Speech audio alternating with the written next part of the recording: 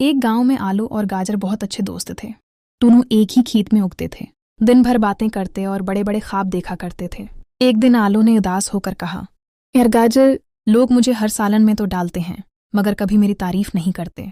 गाजर ने हल्की सी मुस्कुराहट के साथ जवाब दिया, और मुझे तो बच्चे देखते ही मुना बना लेते हैं। दोनों खामोश हो गए।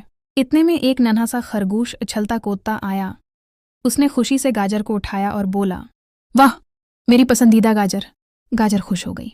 थोड़ी देर बाद एक बावर्ची आया। उसने आलू उठाते हुए कहा, आलू के बगैर तो कोई खाना मुकम्मल ही नहीं होता। अब आलू भी मुस्कुरा दिया। तब दोनों दोस्तों को समझ आया कि दुनिया में हर किसी की अपनी अहमियत होती है। कोई ताकत देता है, कोई सेहत और कोई खुशी। उस दिन के बाद आलू और गाजर ने कभी खुद को कमज़ोर या बेकार नहीं समझा, बल्कि खुशी खुशी लोगों की जिंदगी का हिस्सा बनते रहे।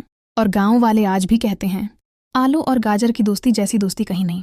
अगर ये प्यारी कहानी आपके दिल को छू गई हो तो वीडियो को लाइक करें, शेयर करें और ऐसे मज़ीद खूबसूरत कार्टून और फेरी टेल्स के लिए फॉलो ज़रूर करें।